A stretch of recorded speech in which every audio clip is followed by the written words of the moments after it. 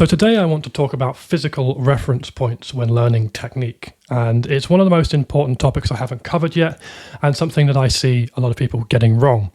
There are a ton of YouTubers out there now who have done the Troy Grady thing and basically said, here, look at how to do this picking technique. If you compare your picking technique visually to how mine looks, and then you adjust it, you're going to end up with something much better than what you've got currently.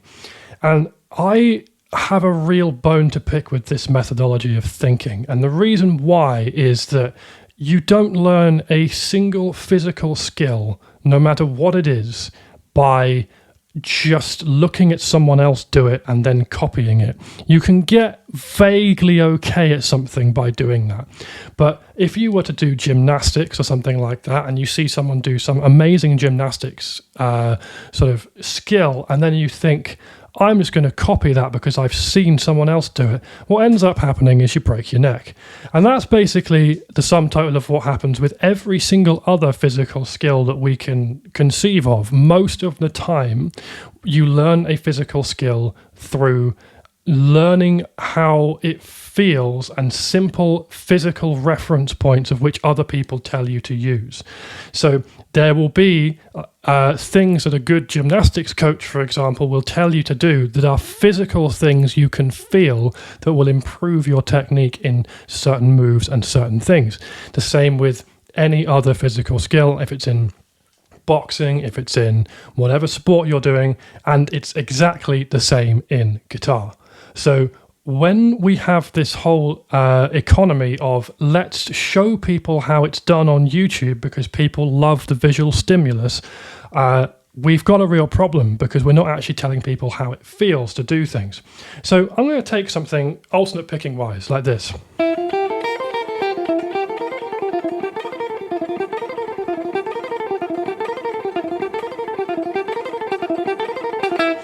And I'm just going to have a chat about how I actually feel this and how I track it. Now, one of the things that's really important with this is that with your sort of pick slanting motions and the visual pick slanting motions, you can probably see those going on there. If I go...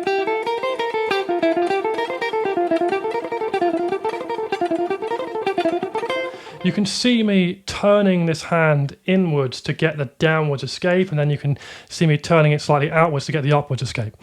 But there is something else going on here. In my head, what's going on is that I am using the front of the palm here to track everything. So if I am trying to do, let's say, upwards escape, and I'm trying to rotate it so the upstroke comes out of the guitar, I'm still trying to keep this on the strings a little bit. So it ends up like this. Hopefully you can see that I'm not rotating my palm all the way off the strings. I'm trying to keep it just brushing very lightly on that E and A string so I can actually feel this response like this. When I'm going the other way, like this, I actually rotate the hand so that I can really feel that the thumb, the side of the thumb here, is making, or you can think of it, I guess, as like the upper part of the palm here, is making slightly more contact with that E and A string, and sometimes actually pushing in a little bit. So if I do it really slowly, you'll notice that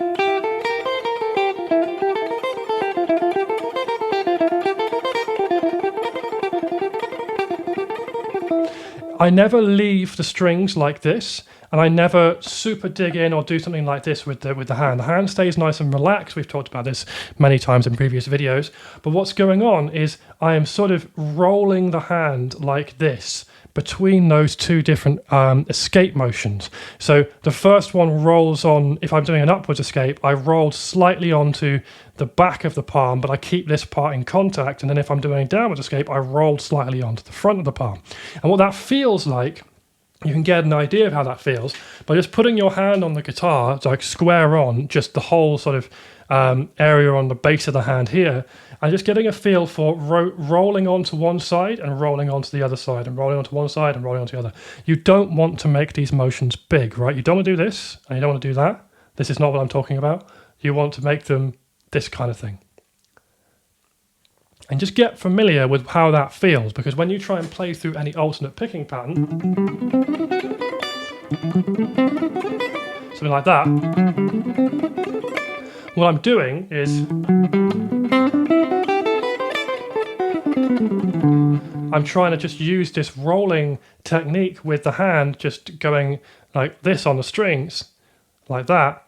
Very, very subtle stuff to try and get that to work. And again, it's all about trying to feel the contact points here.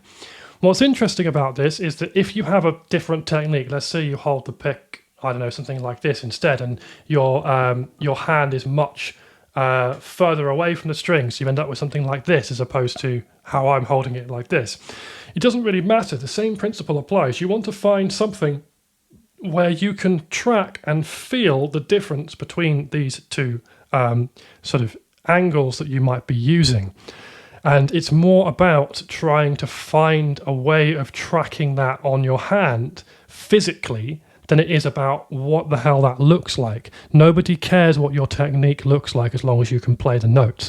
And we're getting so caught up on this idea that you have to be absolutely optimized with exactly what the picking hand motion is doing, which is just not true.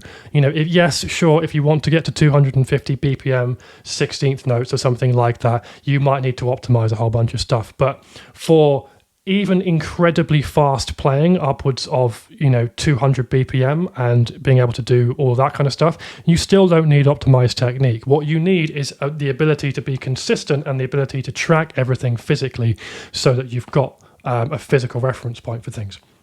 And this is really, really important. You know, other things that I find very useful, just talking about physical reference points, on the fretting hand. One of the things that I use is I often use this sort of base of the first finger, and the guitar slides around here. So I don't know if you can see that, but whenever I'm playing,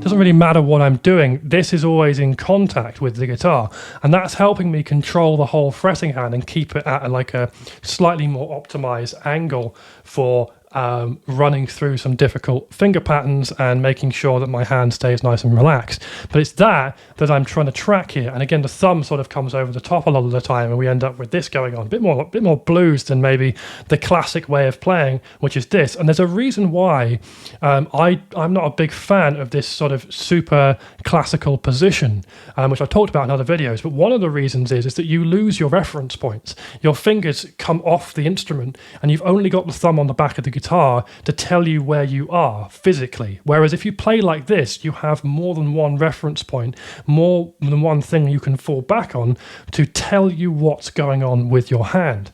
So exactly the same thing going on here. And it's trying to find exactly what works for you best, but also just be aware that the less physical reference points you have, the harder this becomes. And you can make this very simple.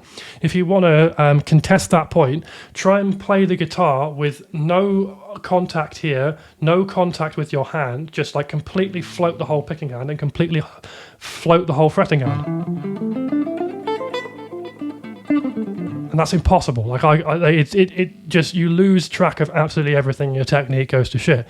Even though, technically speaking, if this wasn't the case, that should be possible, because you should be able to visually see what I'm doing and then try and do that. But it turns out that your eyes are not the best measure of how technique should work. It's your physical body that is doing that, and you need to be able to work on that. So a few exercises for this. Do all of these picking drills. I've talked about these in other videos. Or like fives. All these kind of things.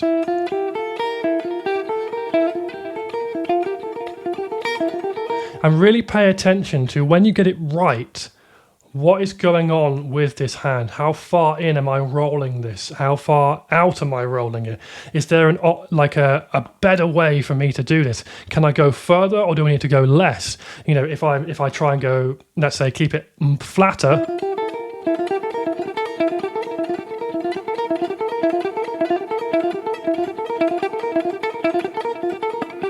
It's just about doable, but I find that starting to introduce some tension into my hand. So if I roll a bit more,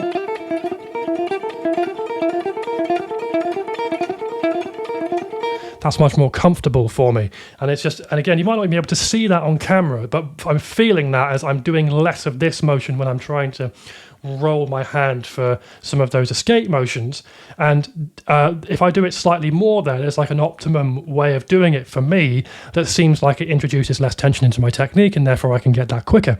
That's going to be different for every person who picks up the instrument. And, if you are someone who has not trying to optimize everything, but just trying to get your technique to be functional, this is a much, much faster way of doing it, because the optimization side of things will take you years. And I'm dead serious about that. If you try and get into all of this sort of like, this is exactly going through the string at this angle, all this bollocks that's going on the internet at the moment, you will be there for literally years before your technique actually improves.